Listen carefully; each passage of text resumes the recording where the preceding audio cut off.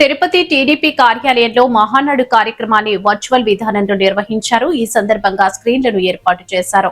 మహానాడు కార్యక్రమంలో పెద్ద సంఖ్యలో నాయకులు, కార్యకర్తలు పాల్గొన్నారు. టీడీపీ నాయకులు మాట్లాడుతూ వర్చువల్ విధానంలో మహానాడు కార్యక్రమంలో పాల్గొనడం సంతోషంగా ఉందన్నారు.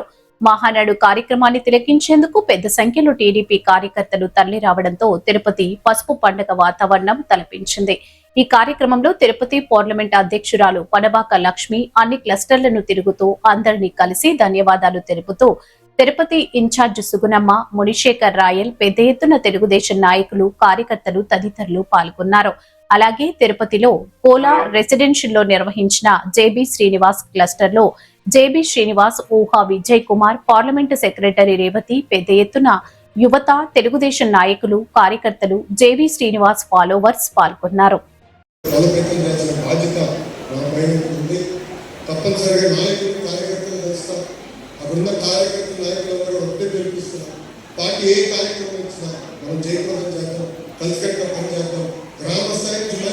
తెలుగుదేశం పార్టీ కలిసికట్టుగా వైభవం తీసుకొద్దామని వాళ్ళందరికీ సభాముఖంగా నేను హామీస్తూ నాకు ఇంత అద్భుతమైన అవకాశం ఇచ్చిన మీ అందరికీ పేరు పేరున మీ అందరి గురించి సెలవు తీసుకుంటాను. జోహార్ అన్న ఇండియా, జోహార్ అన్న ఇండియా. చంద్రబాబు నాయుడు గారి నాయకత్వం, చంద్రబాబు నాయుడు గారి నాయకత్వం. జై తెలుగుదేశం, జై తెలుగుదేశం, జై హింద్.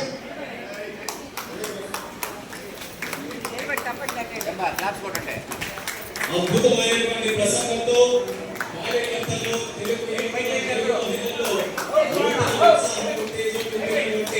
మన Telugu Desam party national working president Nara Lokesh అన్న గారికి మరొకసారి మహానాడు వేదికగా తెలుగుదేశం పార్టీ కుటుంబ సభ్యులు కోట్లాది మంది ప్రజల తరఫున హృదయపూర్వకమైనటువంటి అభినందనలు తెలియజేస్తున్నారు.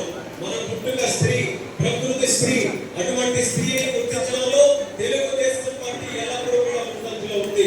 నాటి నందమూరి తారక రామారావు గారి దగ్గర నుంచి, నారా చంద్రబాబు నాయుడు గారి దగ్గర నుంచి ఈ రోజు నారా లోకేష్ అన్న గారు నెల తిరుగుతూనే వర్కింగ్ ప్రెసిడెంట్ గా ఒక చరిత్రాత్మకమైనటువంటి నిర్ణయం తీసుకొని ఒక రాజకీయ పార్టీగా ఎలక్షన్లలో 33% రిజర్వేషన్ మహిళలకు ఇస్తామని ఘంటాపథంగా ఈ మహానాడులో తెలియజేసినటువంటి మొట్టమొదటి పొలిటికల్ పార్టీగా స్త్రీ జాతి అందరూ కూడా మీ యొక్క నిర్ణయాన్ని చూసి గౌరవిస్తుంది, గర్విస్తుందని సందర్భంగా తెలియజేస్తూ లోకేష్ అన్న గారికి ప్రత్యేకంగా సెల్యూట్ చేస్తూ మహిళల తరఫున కూడా అభినందనలు తెలియజేస్తున్నాను.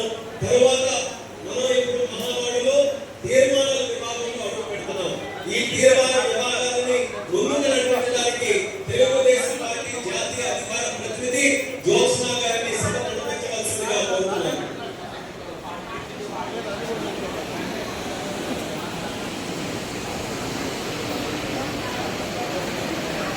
జై తెలుగుదేశం, జై తెలుగుదేశం. అందరిగా అయితే హిస్టారిక్ మూమెంట్ అనాలి. ఏ వార్డు, ఏ బూత్ నెంబర్ ఏది చెప్పినా ఉంటే దాని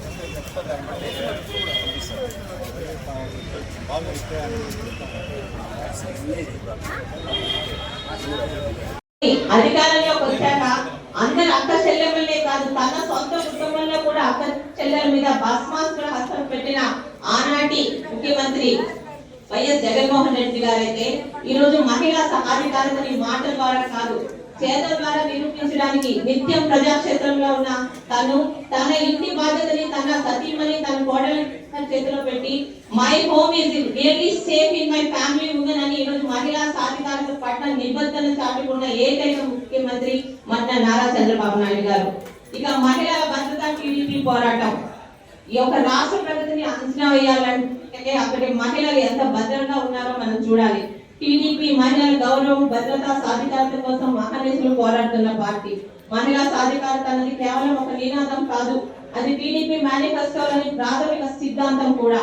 అరాచక శక్తుల మీద రాజీలేని పోరాటం చేస్తూ ఈ డిజిటల్ యుగంలో కూడా కొత్తతనానికి భరోసా ఇస్తూ ముందుకు సాగుతుంది మన తెలుగుదేశం పార్టీ.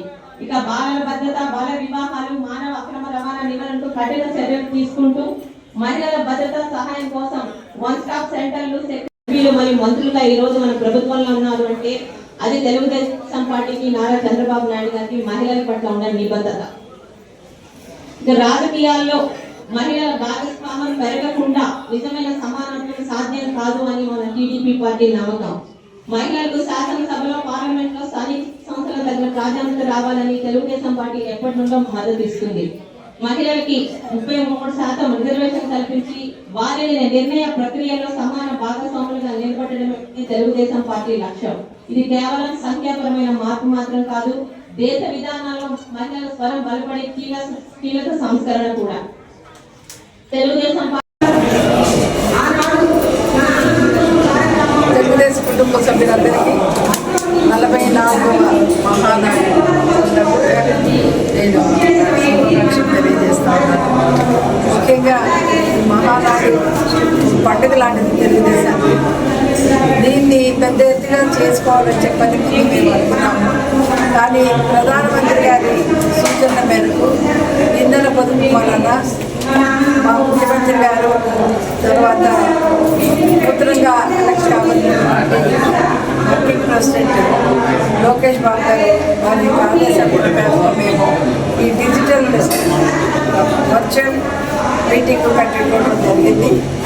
ముఖ్యంగా తిరుపతిలో మాకు 12 క్లస్టర్లు ఉన్నాయి.